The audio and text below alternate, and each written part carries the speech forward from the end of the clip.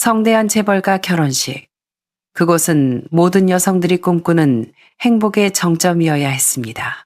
하지만 오늘 사연의 주인공인 60살의 어머니에게 딸의 결혼식은 인생에서 가장 피 튀기는 전쟁터가 되고 말았습니다. 여러분의 딸이 웨딩드레스를 입고 친지들 앞에서 선언합니다. 남편의 위대한 꿈을 위해 친정어머니가 해준 수십억 원짜리 아파트를 팔겠노라고 말이죠. 여러분이라면 어떻게 하시겠습니까? 오늘의 주인공 김정숙 여사님은 가장 의외의 길을 택했습니다. 반대하지도 싸우지도 않고 그저 미소 지었죠. 그리고 결혼식이 절정에 달했을 때 한 특별한 화동 이 무대 위로 걸어 올라갑니다. 그리고 의기양양한 신랑을 향해 식장을 순식간에 얼어붙게 만든 한마디를 던집니다. 저 아이는 누구입니까? 그 아이의 단순한 한마디가 어떻게 완벽하게 위장한 한 남자를 순식간에 무너뜨렸을까요? 그리고 이 어머니는 어떻게 아무도 모르게 거대한 덫을 놓아 거짓말투성이인 사위의 가면을 벗겨냈을까요? 오늘은 한 어머니가 가장 지혜롭고도 독한 방식으로 딸을 지옥의 입구에서 끌어올린 이야기를 들려드리겠습니다. 제 이름은 김정숙. 올해 60입니다. 평생 은행에서 일하며 숫자 뒤에 숨겨진 사람들의 계산 속을 숱하게 봐왔습니다. 그래서 제 눈썰미 하나는 꽤 정확하다고 자부했죠. 어떤 사람이든 어떤 일이든 꿰뚫어 볼 수 있다고 믿었습니다. 하지만 제가 눈에 넣어도 아프지 않을 외동딸이 제 뒤통수를 이렇게 칠 줄은 꿈에도 몰랐습니다. 그날 서울의 한 특급 호텔 연회장은 화려한 조명으로 번쩍였습니다. 하객들은 멋지게 차려입고 축배를 들며 시끌벅적했죠. 저는 종로광장시장에서 특별히 맞춘 보라색 한복을 입고 혼주석에 앉아 우아하게 미소 짓고 있었지만 속은 마치 큰 바위가 짓누르는 듯 했습니다. 결혼식이 중반에 접어들자 사회자의 들뜬 목소리가 울려 퍼졌습니다. 자, 다음은 오늘 세상에서 가장 아름다운 신부 이지은 양이 하객 여러분께 기쁜 소식을 전한다고 합니다. 큰 박수 부탁드립니다. 제 딸 지은이는 순백의 웨딩드레스를 입고 공주처럼 무대 위로 올라갔습니다. 얼굴에 번진 미소는 꿀처럼 달콤해 보였죠. 그 옆에는 제 예비 사위 박민호가 서 있었습니다. 겉보기엔 훤칠한 인재 같지만 실상은 제 속을 새카맣게 태운 남자였죠. 지은이는 마이크를 잡고 박민호를 사랑스럽게 바라보다가 하객들을 향해 입을 열었습니다. 존경하는 하객 여러분, 오늘은 제 인생에서 가장 행복한 날입니다. 축하해 주셔서 감사합니다. 그리고 이 특별한 순간에 여러분께 꼭 알리고 싶은 중대한 결정이 하나 있습니다. 장내가 조용해졌습니다. 다들 호기심 어린 눈으로 딸을 쳐다보았죠. 저도 순간 멍해지며 불길한 예감이 스쳤습니다. 여러분도 아시다시피 제 남편 민호 씨는 재능이 있고 꿈이 큰 사업가입니다. 지금 그의 AI 기술 스타트업이 미래를 바꿀 엄청난 프로젝트를 개발 중인데 안타깝게도 자금난을 겪고 있습니다. 거기서 딸은 잠시 멈추더니 시선을 정확히 저에게 꽂았습니다. 그래서 저는 남편의 꿈을 지지하고 우리의 미래를 위해 엄마가 결혼 선물로 주신 강남의 아파트를 처분하기로 했습니다. 그 돈을 전액 민호 씨 회사의 발전기금으로 쓰겠습니다. 이것이 그의 재능과 우리의 사랑에 대한 최고의 지지라고 믿습니다. 순간 객석이 술렁거렸습니다. 곧이어 누군가 선창하듯 우레와 같은 박수가 쏟아졌습니다. 와, 신부가 정말 현명하네. 저게 진짜 사랑이지. 남편 사업을 위해 친정집을 팔다니. 박서방은 전생에 나라를 구했네. 저런 아내를 얻다니. 쏟아지는 찬사를 들으며 지은이의 얼굴에는 자부심이 가득했고 박민호는 감격한 척 지은이를 와라 껴안았습니다. 그의 눈빛은 되게 양양하게 번뜩였죠. 포옹을 풀고 고개를 돌려 저를 똑바로 쳐다보는 그의 눈빛. 그곳엔 감사도 미안함도 없었습니다. 오직 승리자의 도발과 과시만이 있었죠. 마치 보십시오. 당신 딸은 결국 내 편입니다. 라고 말하는 듯 했습니다. 하지만 저는 그저 물잔을 들어 입가를 가린 채 조용히 한 모금 마셨습니다.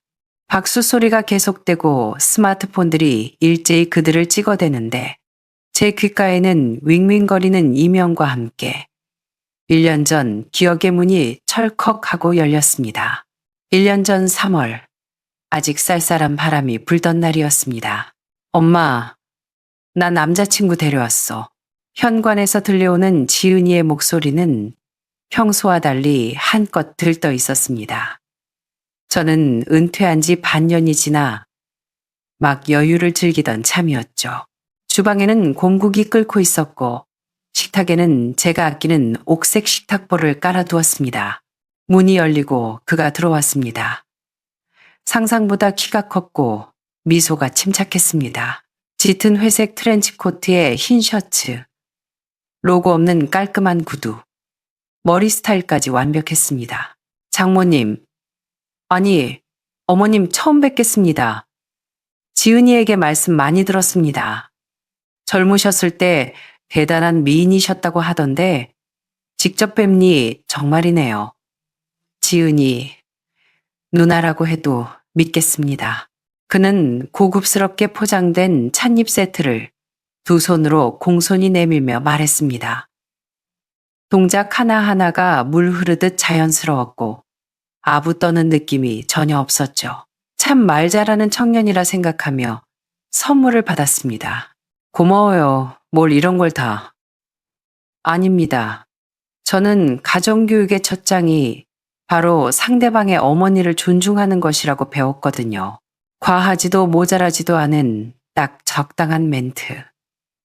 하지만 그 적당함이 오히려 제 마음에 작은 가시처럼 걸렸습니다.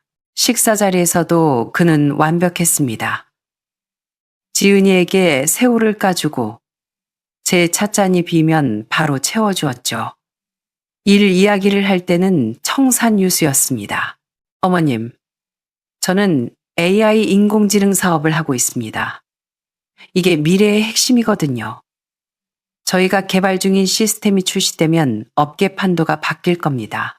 지금은 창업 초기라 조금 힘들지만 지은이만큼은 최고의 사모님으로 만들어줄 자신 있습니다. 침을 튀기며 열변을 토하는 그의 눈은 자신감으로 빛났고 지은이는 그를 숭배하듯 바라보았습니다. 마치 그가 차기 스티브 잡스라도 되는 것처럼요. 하지만 저는 30년 은행원 생활 동안 수많은 청년 사업가를 봐왔습니다. 대출 받으러 와서 새치혀로 건물을 짓고 허무는 사람들 말이죠. 저는 웃으며 고개를 끄덕였지만 속으로는 그를 냉정하게 뜯어보고 있었습니다. 이 사람 너무 완벽해. 비현실적이야. 외모, 화술, 매너, 배경까지 흠잡을 데가 없었습니다. 이런 사람이 진짜라면 기적이지만 가짜라면 맹독입니다. 그리고 리스크 관리가 직업이었던 저는 기적을 믿지 않습니다. 식사 후 지은이가 과일을 깎으러 간 사이 넌지시 가족 관계를 물었습니다. 민호군, 이렇게 훌륭하게 컸으니 부모님께서 자랑스러워 하시겠어. 그는 잠시 멈칫하더니 쓸쓸한 표정을 지었습니다. 사실 저는 홀어머니 밑에서 컸습니다. 어머님도 일찍 돌아가셔서 몇 년간 혼자 지냈죠. 그래서 따뜻한 가정이 더 그립습니다. 절절한 목소리였지만 저는 100% 믿지 않았습니다. 글을 보낸 후 들뜬 딸에게 조심스레 말했습니다. 지은아, 찬물 끼얹는 건 아닌데 결혼은 신중해야 해. 저 사람 좀 더 지켜보자. 아후, 엄마, 또 직업병 나왔어? 왜 사람을 다 의심해? 민호 씨가 얼마나 노력하고 날 사랑하는데 엄마는 왜 날 못 믿어? 딸이 저렇게 나오니 더 이상 말을 할 수가 없었습니다. 저는 딸 몰래 예비 사위를 시험해 보기로 했습니다. 돈과 책임이 걸린 상황에서 그 완벽한 가면 아래 무엇이 있는지 보고 싶었거든요. 첫 번째 시험은 주말 가족 식사 자리였습니다. 아이고, 요새 주식이 폭락해서 큰일이네. 차를 좀 바꾸고 싶은데 현금이 묶여서 박민호는 반응이 빨랐습니다. 어머님, 급하시면 제 적금을 좀 깨서라도 빌려드릴까요? 듣기 좋은 말이었죠. 하지만 제가 입을 떼기도 전에 지은이가 팔짝 뛰었습니다. 엄마, 무슨 소리야? 딸이 박민호의 손을 꽉 잡으며 저를 흘겨봤습니다. 민호 씨, 지금 사업하느라 돈이 얼마나 급한데 한 푼이 아쉬운 사람한테 무슨 소리를 하는 거야? 그리고 엄마가 나한테 준 강남 아파트 비워두고 있잖아. 그거 월세만 줘도 돈이 얼만데. 저는 기가 차서 말이 안 나왔습니다. 누구를 위해서 이러는데 딸은 벌써부터 남편 편을 들며 집안 재산을 까발리고 있었습니다. 박민호의 눈이 순간 반짝이더군요. 지은이 말이 맞네요. 어머님, 그 아파트 위치가 좋아서 세 놓으면 꽤 큰 돈이 될 겁니다. 첫 번째 시험은 딸의 방해로 실패. 보름 뒤 두 번째 작전을 썼습니다. 밤늦게 저는 감기 몸살인 척 연기를 하며 박민호에게 전화를 걸었습니다. 민호 군, 나 머리가 너무 아프고 열이 펄펄 끓는데 집에 약이 없네. 미안하지만 병원에 좀 데려다 줄 수 있나? 정말 지은이를 사랑하고 저를 존중한다면 달려와야 정상입니다. 하지만 5분 뒤 전화가 온 건 지은이었습니다. 엄마, 미안해. 민호 씨 오늘 밤에 진짜 중요한 투자 미팅이 있어서 못 간대. 내가 택시 불러줄 테니까 그거 타고 가. 알았지? 물 많이 마시고. 전화기 너머로 박민호가 낮게 죄송해요 라고 속삭이는 소리가 들렸습니다. 저는 부엌 식탁에 앉아 차가운 물 한 잔을 마셨습니다. 예전에 제가 아플 때 밤새 간호해주던 착한 딸은 이제 없었습니다. 박민호가 쳐놓은 방어막 안에 갇혀버린 거죠. 그는 제 딸을 방패 삼아 사위의 도리를 교묘히 피해가고 있었습니다. 그 후로 박민호의 대담함은 점점 커졌습니다. 어느 날 술 기운을 빌려 본색을 드러내더군요. 아, 진짜 시장 경쟁이 너무 치열해. 딱 5억. 5억만 더 있으면 내 프로젝트 바로 론칭하고 상장까지 갈 텐데. 그럼 지은이 바로 재벌 사모님 만들어줄 텐데. 그 말을 들은 지은이의 눈이 번쩍 뜨였습니다. 5억. 지은이가 저를 쥔 돌아보았습니다. 엄마, 강남 아파트 지금 시세가 20억이 넘잖아. 그거 팔면 안 된다. 저는 단칼에 잘랐습니다. 그건 네 최후의 보루야. 아, 진짜 엄마 꽉 막혔네. 민호 씨 성공하는 게 내 보루지. 이건 투자라고. 투자. 딸은 세뇌라도 당한 듯 굴었고 박민호는 옆에서 말리는 척하며 부추겼습니다. 어릴 적 딸에게 가르쳐준 본색이 드러난다는 말을 몸소 보여주고 있었죠. 그러던 어느 비오는 밤이었습니다. 잠을 뒤척이는데 모르는 번호로 전화가 왔습니다. 여보세요? 수화기 너머로 지친 여자의 목소리가 들렸습니다. 혹시 이지은 씨 어머님 되시나요? 네, 맞습니다만. 누구시죠? 저 박민호의 전처입니다. 이름은 최수진이라고 해요. 전처? 저는 침대에서 벌떡 일어났습니다. 미혼의 홀어머니 밑에서 컸다던 놈이? 어머님, 늦은 시간에 죄송합니다. 하지만 정말 갈 곳이 없어서 연락드렸어요. 어머님 딸을 위해서라도, 그리고 제 불쌍한 아이를 위해서라도 아셔야 할 게 있습니다. 아이요? 무슨 아이 말입니까? 저희 사이에 아들이 하나 있습니다. 민우라고. 올해 7살인데 백혈병에 걸렸어요. 머리를 한 대 맞은 것 같았습니다. 결혼 경력에 아이, 그것도 아픈 아이까지 숨기다니. 수진 씨, 내일 당장 만납시다. 다음 날 아침 카페에서 만난 최수진 씨는 나이보다 10년은 늙어 보였습니다. 거친 손과 내탄 눈, 그녀의 입에서 나온 이야기는 충격 그 자체였습니다. 대학 때 만나 결혼했지만 박민호는 허황된 꿈만 내쉬며 가산을 탕진했다고 합니다. 3년 전 아들 민우가 백혈병 진단을 받자 그는 병든 자식 데리고는 재기 못한다며 이혼을 요구했습니다. 돈 많은 여자를 잡아 재혼하려면 아이가 없어야 한다면서요. 양육비로 월 100만 원씩 주기로 했는데 3년 동안 한 푼도 안 줬어요. 저는 아이 치료비 때문에 집도 팔고 빚더미에 앉았습니다. 쓰리잡을 뛰어도 이자가 감당이 안 돼요.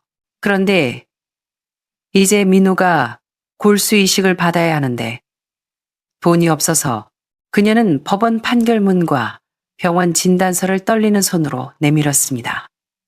미지급 양육비 강제집행 통지서, 골수 이식 예상 비용 1억 원. 박민호 찾아가서 애 살려달라고 빌었어요.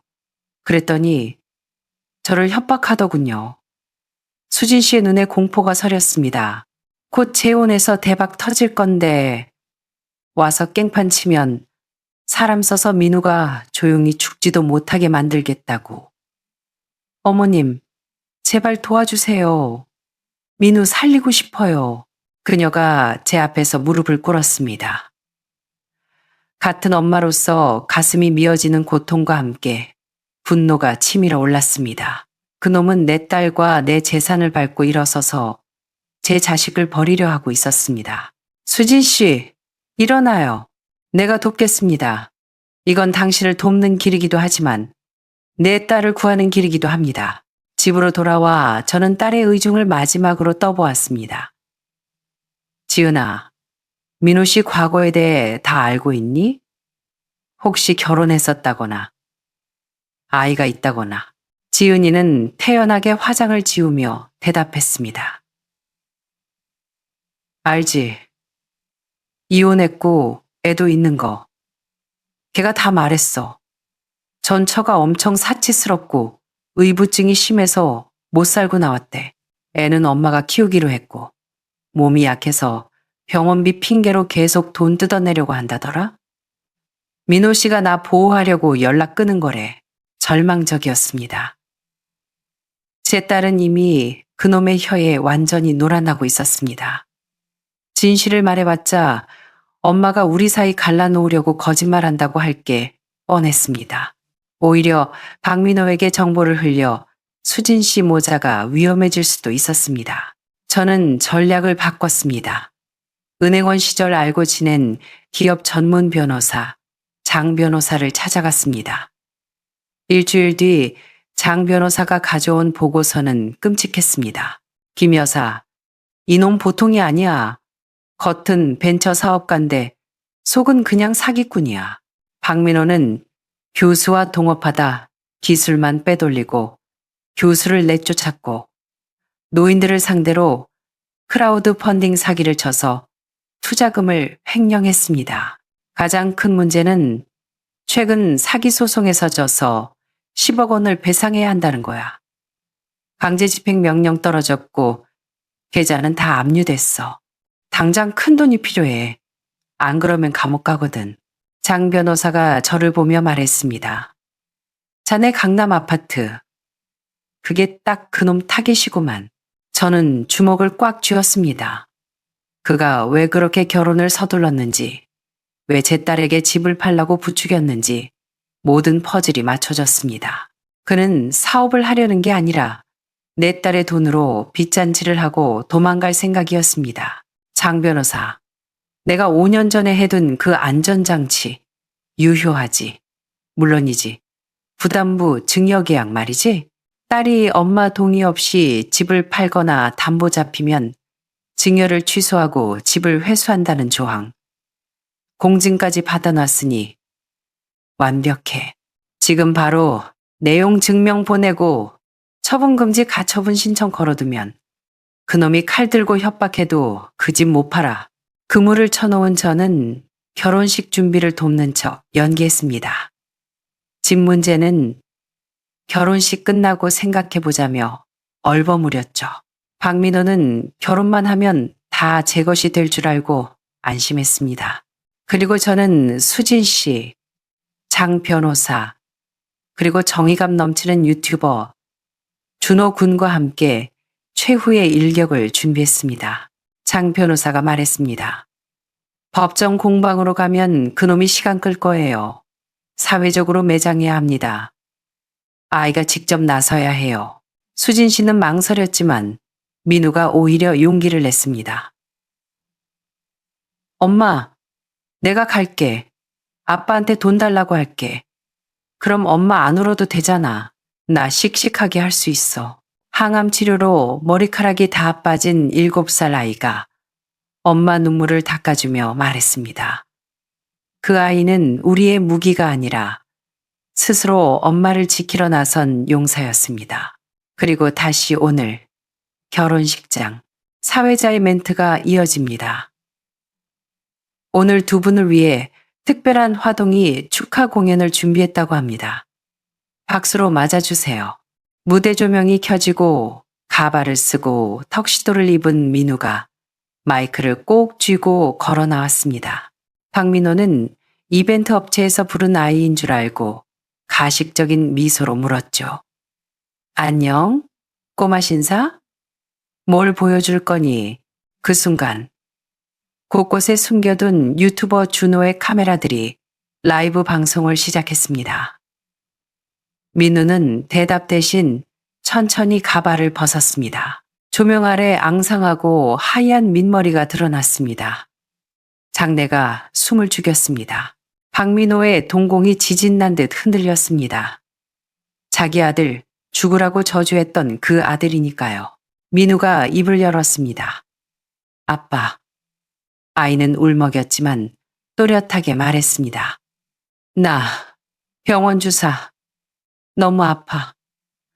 엄마가 나 살리려고 밤낮으로 일해서 너무 힘들어. 아빠가 3년 동안 안 준 양육비 우리 엄마한테 주면 안 돼. 박민호는 얼어붙었습니다. 웃을 수도 화낼 수도 없는 기괴한 표정이었습니다. 하객들이 웅성거리기 시작했습니다. 아빠라니? 초혼이라며 양육비. 지은이가 사색이 되어 저를 쳐다보았습니다.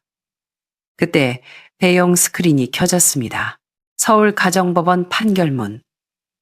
피고 박민호는 원고 최수진에게 매월 양육비 100만 원을 지급하라. 미지급 내역 36개월 연체.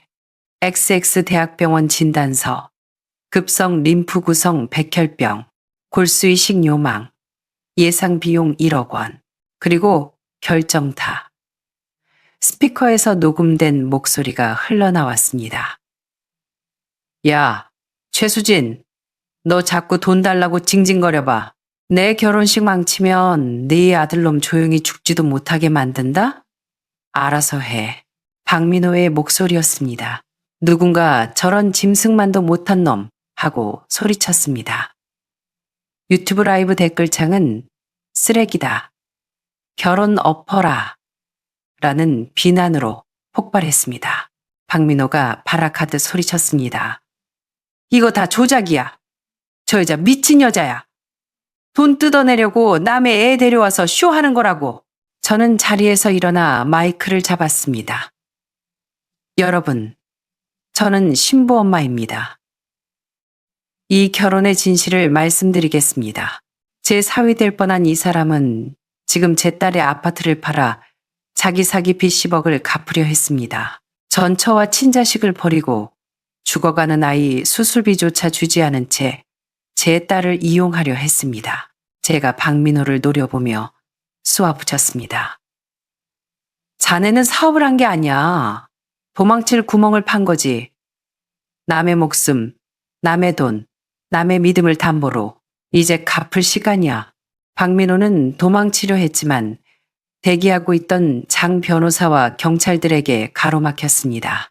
박민호 씨, 사기 및 횡령 혐의로 체포합니다. 계좌는 이미 동결되었습니다. 그는 바닥에 주저앉았고 카메라 플래시가 그 비참한 몰골을 쉴 새 없이 터뜨렸습니다. 결혼식은 아수라장이 되어 끝났습니다. 텅 빈 식장에 주저앉아 울고 있는 딸에게 다가갔습니다. 엄마, 미안해. 내가 미쳤었나 봐. 저는 딸을 안아주는 대신 차갑게 말했습니다. 지은아, 오늘 네가 겪은 이치욕 평생 기억해라. 이게 네가 사람 보는 눈 없이 욕심부린 대가다. 하마터면 너 때문에 무고한 아이가 죽을 뻔했어. 저는 민우를 가리켰습니다. 저 아이를 봐라. 너보다 20살이나 어리지만 엄마를 구하겠다고 저 무서운 무대에 섰다. 넌 사랑 타령하면서 네 인생과 가족을 구렁텅이로 밀어넣었고 강남 아파트는 내가 회수한다. 네가 진짜 어른이 되고 책임질 줄 알게 되면 그때 다시 주마. 그리고 저는 수진 씨와 민우를 데리고 식장을 나갔습니다. 가자. 아직 싸움 안 끝났어. 민우 살려야지. 한 달 뒤 법원은 박민호에게 징역형과 함께 밀린 양육비와 위자료 등 총 1억 5천만 원을 지급하라고 판결했습니다. 그의 모든 재산은 압류되었습니다. 민우는 복지재단의 도움으로 무사히 골수이식 수술을 받을 수 있게 되었죠. 그리고 1년이 지난 어느 주말 오후 저희 강남집 거실에는 따스한 햇살과 웃음소리가 가득합니다. 머리가 제법 자란 8살 민우가 레고를 맞추고 있고 단발로 머리를 싹둑 자른 지은이가 옆에서 도와주고 있습니다. 지은이는 이제 허영심 가득한 철부지가 아닙니다. 미혼모와 위기 가정을 돕는 시민단체에서 일하며 진짜 삶을 배우고 있죠. 주방에서는 수진 씨가 앞치마를 두르고 갈비찜을 만들고 있습니다. 얼굴에 그늘은 사라지고 편안함만 남았네요. 어머님, 식사하세요. 우리 4사람 한 남자에게 상처받았지만 서로를 구원하며 피보다 진한 가족이 되었습니다. 제가 지켜낸 건 아파트 한 채가 아니라 제 딸의 인생과 한 아이의 생명, 그리고 우리들의 미래였습니다. 정의는 때로 더디게 오지만 결코 길을 잃지 않는 법입니다. 여러분은 오늘 이야기 어떻게 보셨나요? 댓글로 여러분의 생각을 남겨주세요. 힐링인생 구독과 좋아요 잊지 마시고요. 감사합니다. 현관을 열자마자 썩은 냄새가 코를 찔렀습니다. 우정, 무슨 냄새야? 지훈이가 코를 막았습니다. 주방 싱크대에는 아침에 먹은 그릇들과 어젯밤 먹다 남은 피자 박스가 그대로 쌓여 있었습니다. 더 끔찍한 건 음식물 쓰레기통이었습니다. 어제 깎은 과일 껍질과 음식 찌꺼기가 덮고 습한 날씨에 하루 종일 발효되어 날파리떼가 잔치를 벌이고 있었습니다. 평소엔 제가 아침마다 싹 치워뒀던 것들이죠. 엄마 배고파. 지훈이가 힘없이 칭얼거렸습니다. 먹어. 먹어. 아주 먹는 거밖에 모르지. 미진이가 아이 손을 뿌리쳤습니다. 그때 민호가 들어왔습니다. 여보, 밥 있어? 배고파 죽겠다. 이 한마디가 기폭제가 되었습니다. 미진이는 소파 쿠션을 집어 민호에게 던졌습니다. 밥? 밥 타령 좀 그만해. 집꼬라지 안 보여? 쓰레기는 썩어가고 애는 방치되고 나 사장한테 깨지고 왔는데 오자마자 밥 타령이야? 내가 네 식모냐? 왜 지랄이야? 나도 밖에서 뼈 빠지게 일하고 왔어. 예전엔 엄마가 다 알아서 했잖아. 그래. 그 어머님 내쫓은 게 누군데? 당신이 동조했잖아. 네가 먼저 시작했잖아. 부부가 고래고래 소리 지르며 싸우는데 지훈이가 갑자기 배를 움켜쥐었습니다.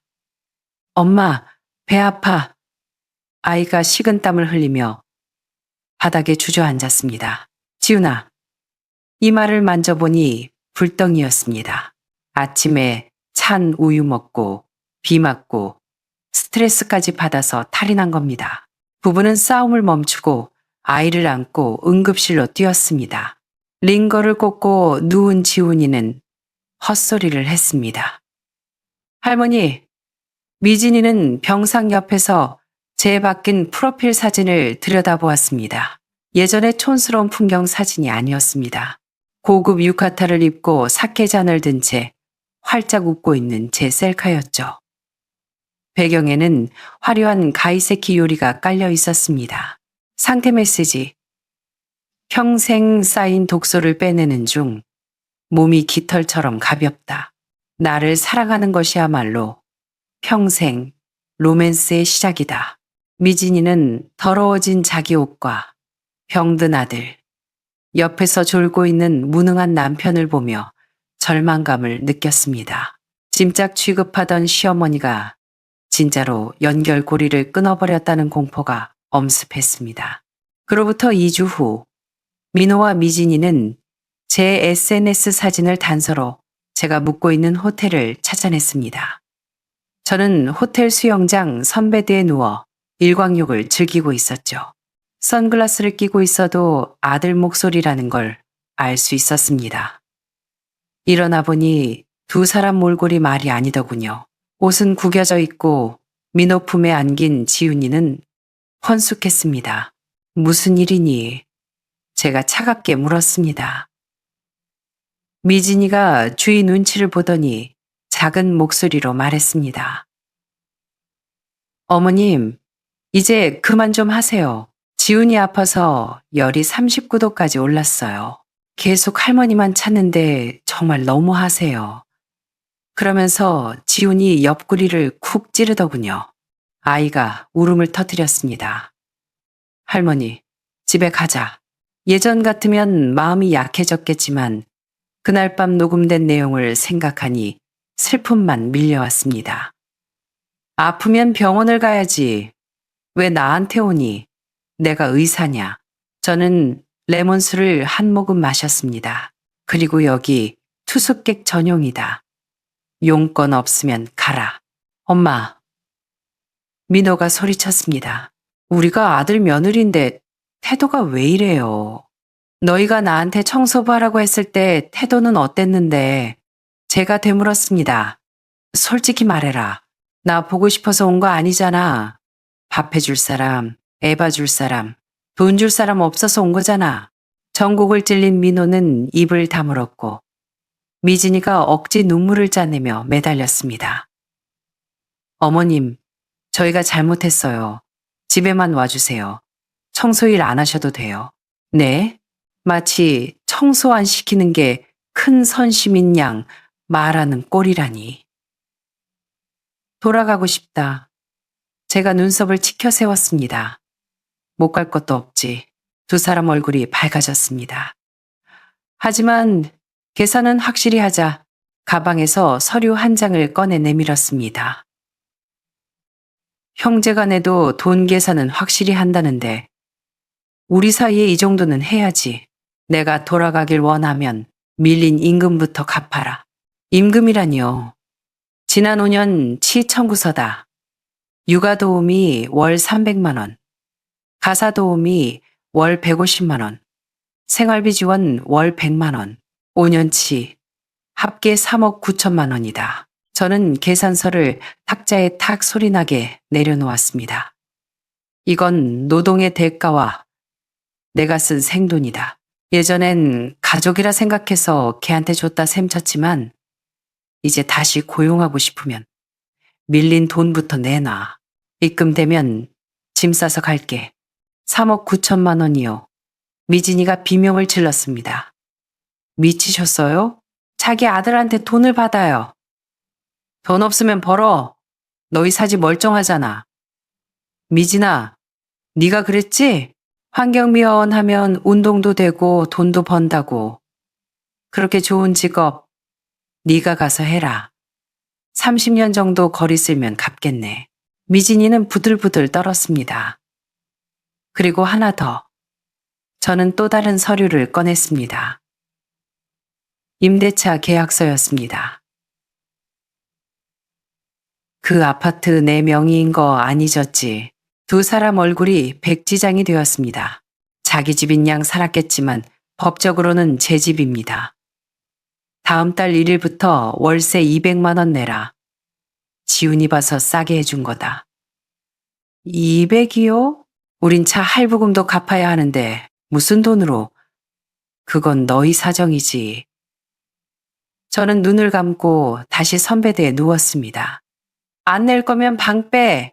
법대로 처리할 테니까. 보안 요원. 이 사람들 내보내세요. 한 달 뒤 저는 집으로 돌아가지 않고 근처의 실버타운에 입주했습니다. 보증금과 연금으로 충분히 낼 수 있었고 거기서 친구들도 사귀며 서예와 꽃꽂이를 배웠습니다. 반면 아들 내외는 지옥을 맛보고 있었습니다. 월세 독촉장은 날아오고 미진이는 친척들에게 저를 고발하는 문자를 돌렸지만 제가 민호 데려가서 키우실래요? 한마디 하니 다들 조용해지더군요. 약속한 기한 3일 전 민호가 찾아왔습니다. 과일 바구니를 들고 쭈뼛거리며 들어온 민호는 제 방을 보며 놀란 눈치였습니다. 엄마, 잘 지내시네요. 그럼 시집살이 안 하니 천국이지. 민호가 고개를 숙였습니다. 엄마, 월세 좀 깎아주시면 안 돼요? 진짜 너무 힘들어서. 민호야, 너 40이다. 40 먹은 가장이 처자식 건사 못해서 칠순 노인한테 월세 깎아달라고 비는 거 안 쪽팔리냐. 제가 호통쳤습니다. 그 집, 네 아빠랑 내가 먹을 거 안 먹고 산 집이다. 넌 명품 있고 외제차 타면서 월세 200이 아까워? 네 자존심은 어디다 팔아먹었어? 하지만 우린 가족이잖아요. 가족? 며느리가 손자시켜서 시어머니 식충이라 욕하게 하는 게 가족이냐? 너희가 내 연금 뜯어먹을 궁리하는 게 가족이야. 저는 녹음기를 꺼내 틀었습니다. 나중에 할머니 쫓아내면 이 집 다 지훈이 거야. 민호의 얼굴이 흑빛이 되었습니다. 이거 언제? 내가 집 나간 날 밤이다. 민호야, 넌 몰랐다고 하지 마라. 넌 방관자야. 네가 입 다물고 있었기에 네 처가 날 짐승만도 못하게 취급한 거야. 저는 단호하게 말했습니다. 월세 200. 널 벌 주려는 게 아니야. 사람 구실하라고 가르치는 거다. 돈 낼 거면 내고 아니면 나가. 민호는 한참을 멍하니 있다가 일어났습니다. 깊게 허리 숙여 인사하더군요. 알겠어요, 어머니. 제가 해결할게요. 그의 뒷모습이 조금은 어른스러워 보였습니다. 3일 뒤 6월 1일 제 통장에 200만 원이 입금되었습니다. 그리고 민호에게서 메시지가 왔습니다. 월세 보냈어요. 미진이한테 이혼하자고 했습니다. 양육권은 제가 가져올게요. 더 이상 엄마랑 아이 망치는 거 못 보겠어요. 죄송하고 고마워요. 그렇게 끝나는 줄 알았습니다. 하지만 진짜 사단은 그날 오후에 났습니다.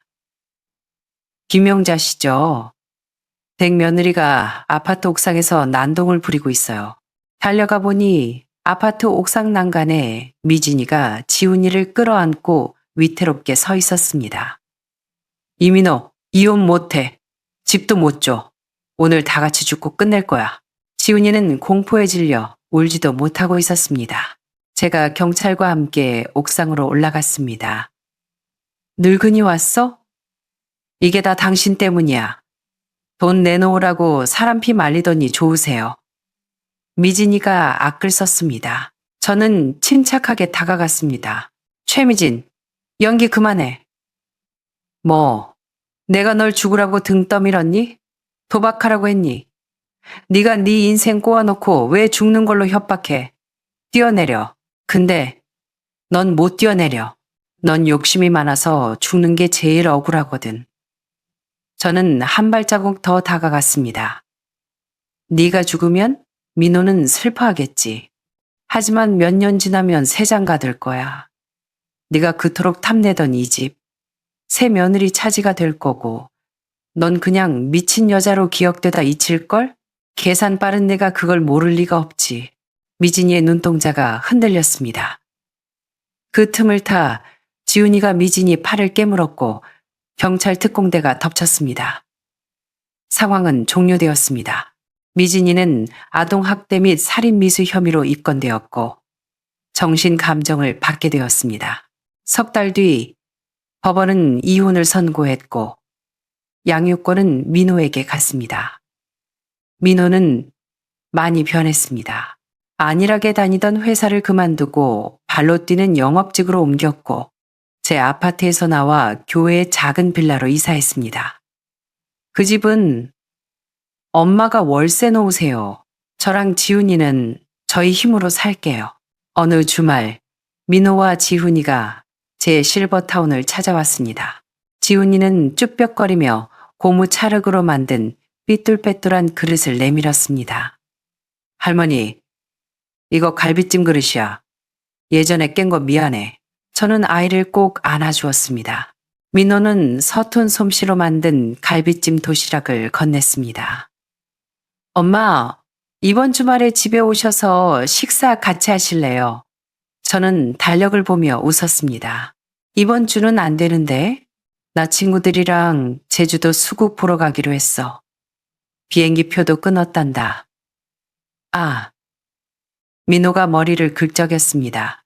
그럼 다음 주는요? 다음 주는 클래식 공연 있어. 민호가 멍하니 있다가 활짝 웃었습니다. 알겠어요. 엄마 바쁘시네. 건강만 하세요. 저는 돌아가는 아들과 손자의 뒷모습을 보며 미소 지었습니다. 인생 전반전은 자식을 위해 살았지만 후반전은 나를 위해 사는 것. 그게 진짜 지혜였습니다. 손자도 자식도 예쁘지만 내 인생에서 가장 아껴줘야 할 사람은 결국 나 자신이니까요. 여러분의 생각은 어떠신가요? 너무 매정한 할머니인가요? 아니면 현명한 선택이었나요?